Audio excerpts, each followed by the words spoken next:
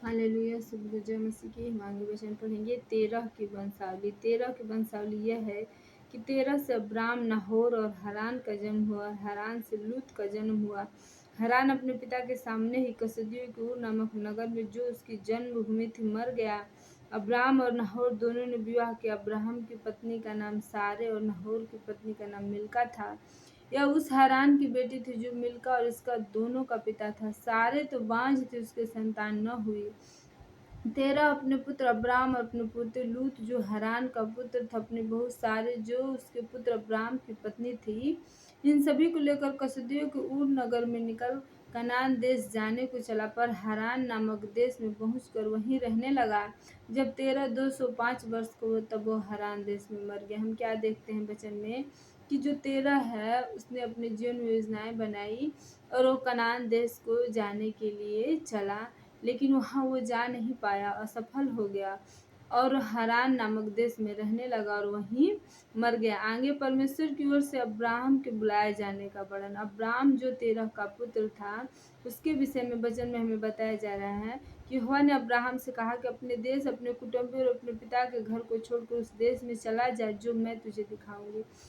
मैंने आप सभी को इससे पहले नूह के बारे में बताया था कि जो नूह था, धर्मी था, परमेश्वर ने उससे बातें की और जल प्रलय के समय वो बचाया गया। अब हम आगे अब्राम नाम के व्यक्ति के बारे में पढ़ेंगे, जो कि धर्मी जन था। वो प्रभु के वचनों पर चलता था, पवित्रताई में अपने जीवन को व्यतीत करता था। प्रभु की निगाहें उसके ऊपर लगी हुई थी और प्रभु की योजनाएं उसके जीवन में थी। लेकिन प्रभु ने उससे कहा कि अब्राहम, मैं जो तुम्हारे जीवन में काम करना चाहता हूँ, लेकिन जो तुम्हारे आसपास के लोग हैं, उनके कारण मैं कर नहीं पा रहा हूँ। अतः तुम अपने देश, अपने कुटुंबी को छोड़कर तुम उस देश में चले जाओ जो मैं तुझे देना चाहता हूँ, और मैं तुझसे एक बड़ी जाति बनाऊंगा और तुझे आशीष दूंगा। तेरा नाम महान करूंगा और तू आशीष का मूल होगा।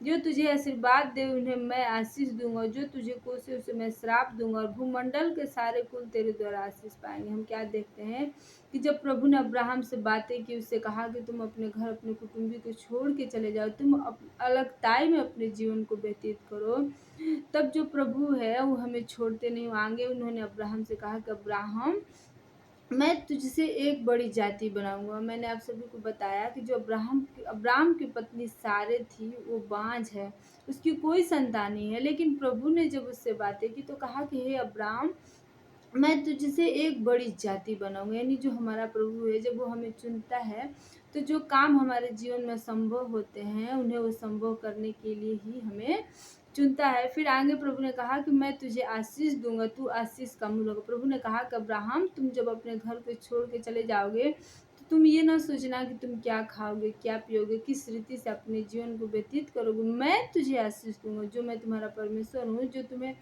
चलने के लिए कहता हूँ अपनी राहों पर, मैं ही तुझे आशीष दूंगा। तू आशीष का मूल होगा। आशीष का मूल होने का मतलब है कि तेरे आसपास के जो लोग होंगे ना, जो मैं तुझे आशीष दूंगा, उस आशीष के द्वारा वो सब भी अपने जीवन को सुख में व्यतीत करेंगे। जो तुझे आशीर्वाद दे उन्हें मैं आशीष दूंगा, और जो तुझे कोसे उसे मैं श्राप दूंगा, और भूमंडल के सारे कुल तेरे द्वारा आशीष पाएंगे। प्रभु ने अब्राहम से कहा कि हे अब्राहम, जब तू मेरी राहों पे चलेगा, जब मेरी बातों को मानेगा, जब तू उस देश में जाएगा जो देश मैं तुझे देने के लिए कहता हूँ, यदि उस देश में तुझे कोई भी आशीर्वाद देगा, उसे मैं आशीष दूंगा। जो तुझे कोसेगा, तेरे विरुद्ध बातें करेगा, कुड़कुड़ करेगा, उसे मैं श्राप दूंगा। मैं आप सभी को बताती हूँ कि जो हमारा परमेश्वर वो हमारी ओर ध्यान देता है, हमारे जंग को खुद लड़ता है और हमें बचा के रखता है। यहोवा के इस वचन के अनुसार अब्राम चला और लूत भी उसके संग चला। जब अब्राम हारान देश से निकला, उस समय वो 75 वर्ष का था। हम क्या देखते हैं कि जब प्रभु ने अब्राहम से बातें की, जब अब्राहम प्रभु के राहों पर विश्वास के साथ चलने के लिए अपने घर से निकला, तब उसकी उम्र 75 वर्ष की थी। इस प्रकार अब्राम अपनी पत्नी सारे, अपने भतीजे लूत को, जो धन उन्होंने इकट्ठा किया था, जो प्राणी उन्होंने हारान में प्राप्त किए थे, सबको लेकर कनान देश में जाने के लिए निकल चला। और वे कनान देश में आ गए। उस देश के बीच से जाते हुए अब्राम शकेम, जहाँ मोरे का बांज वृक्ष, पहुंचा। उस समय उस देश में कनानी लोग रहते थे। तब यहोवा ने अब्राम को दर्शन देकर कहा कि देश में तेरे वंश को दूंगा और उसने वहाँ यहोवा के लिए जिसने उसे दर्शन दिया था एक वेदी बनाई। फिर वहाँ से आगे बढ़कर वह उस पहाड़ पर आया जो बेतेल के पूर्व की ओर है, और अपना तंबू उस स्थान में खड़ा किया जिसके पश्चिम की ओर तो बेतेल और पूर्व की ओर ये है। वहाँ भी उसने यहोवा के लिए एक वेदी बनाई, यहोवा से प्रार्थना की। और अब्राहम आगे बढ़कर के दक्षिण देश की ओर चला गया। हम क्या देखते हैं अब्राहम के जीवन से, क्या समझते हैं कि जब प्रभु ने अब्राहम से बातें की, उससे कहा कि मैं तुझे आशीष का मूल बनाऊंगा, मैं तुझे आशीषित करूंगा, मैं तुझे श्रेष्ठ करूंगा, तो अब्राहम ने अपने जीवन से संघर्ष करना नहीं छोड़ा। उसने अपने जीवन से प्रभु की महिमा करनी नहीं छोड़ी। उसने अपने जीवन से प्रभु को बलिदान अर्पित करना नहीं छोड़ा।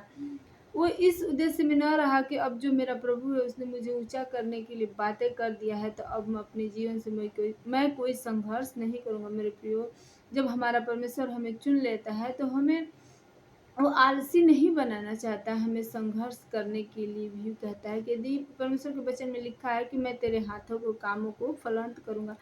यदि हम अपने हाथ से काम नहीं करेंगे तो परमेश्वर हमें फलवंत कहाँ से करेंगे, ऊंचा कहाँ से करेंगे। आगे मैं वचन पढ़ती हूँ। मिस्र देश में अब्राहम, उस देश में अकाल पड़ा, इसलिए अब्राहम मिस्र देश को चला गया और वहाँ परदेशी होकर है, क्योंकि देश में भयंकर अकाल पड़ा था।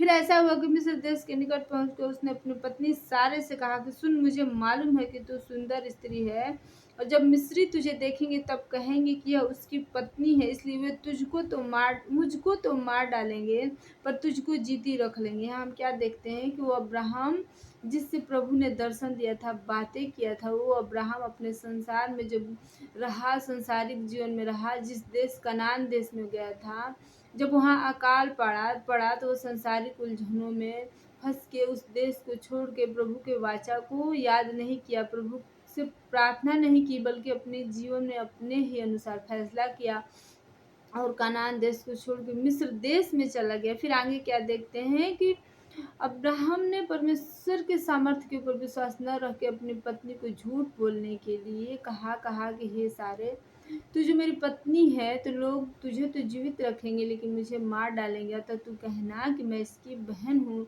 जिसके कारण मैं बचा रहूँगा, मैं सुरक्षित रहूँगा। फिर ऐसा हुआ कि जब अब्राहम मिस्र में आया तब मिस्रियों ने उसकी पत्नी को देखा, वो अति सुंदर, और फिरौन और हाकिमों ने उसको देखकर फिरौन के सामने उसकी प्रशंसा की, इसलिए वो स्त्री फिरौन के घर में पहुंचाई गई।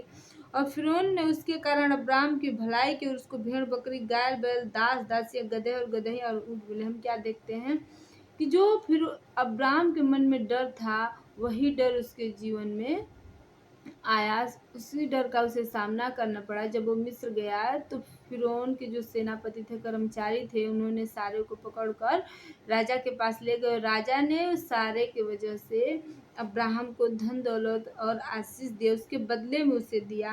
परंतु यहोवा ने फिरौन और उसके घराने पर अब्राहम की पत्नी सारे के कारण बड़ी बड़ी विपत्तियां डाली। तब फिरौन ने अब्राहम को बुलाकर कहा कि तूने मेरे साथ यह क्या किया है? तूने मुझे क्यों नहीं बताया कि यह तेरी पत्नी है? तूने क्यों कहा कि यह तेरी बहन है? मैंने अपनी ही पत्नी बनाने के लिए लिया था, परंतु अब अपनी पत्नी को लेकर यहाँ से चला जाओ। फिरौन ने अपने आदमियों को उसके विषय में आज्ञा दी और उन्होंने उसको और उसकी पत्नी को और सब संपत्ति से जो उसकी थी विदा कर दी। हम क्या देखते हैं कि जो अब्राहम प्रभु की योजनाओं पर विश्वास न करके अपने मन की इच्छा को पूरी किया, अपने सांसारिक परिस्थिति के अनुसार समझौता किया, उसने अपनी पत्नी से झूठ बोलवाया। जिस देश में वो सहारा लेने के लिए, आसरा लेने के लिए गया था, जिस देश में वो सम्मान लेने के लिए गया था कि मैं एक सम्मानित जीवन, सुखमय जीवन व्यतीत करूँगा, उसी जीवन में गलती करने के कारण, वचन तोड़ने के कारण उस देश में वो सम्मानित न हुआ, ऊंचा न हुआ, बल्कि अपने जीवन से नीचा हुआ। जिस राजा के सामने उसे ऊंचा होना चाहिए था, क्योंकि प्रभु ने तो उसे ऊंचा करने के लिए चुना था, लेकिन अपनी गलती, अपने फैसले के कारण राजा के सामने वो निंदित हुआ और राजा उसे उस देश से विदा कर दिया। मेरे प्रियो, जब हम अपने जीवन में परमेश्वर के वचन के अनुसार चलते हैं और सांसारिक उलझनों को देख के, सांसारिक समस्याओं को देख के, समय के अनुसार, परिस्थिति के अनुसार यदि कोई भी फैसला करते हैं जो परमेश्वर के वचन के विपरीत हो, तब हम अपने जीवन में ऊंचा नहीं बल्कि नीचा ही जाते हैं। और हमें जिन लोगों के सामने ऊंचा होना चाहिए, उन लोगों के सामने हम अपनी गलतियों के कारण ही निंदित ठहरते हैं। अतः हमें प्रभु के वचन को ध्यान में रखते हुए ही अपने जीवन के हर एक फैसले को लेना है और प्रभु की राहों में चलते जाना है। आमीन।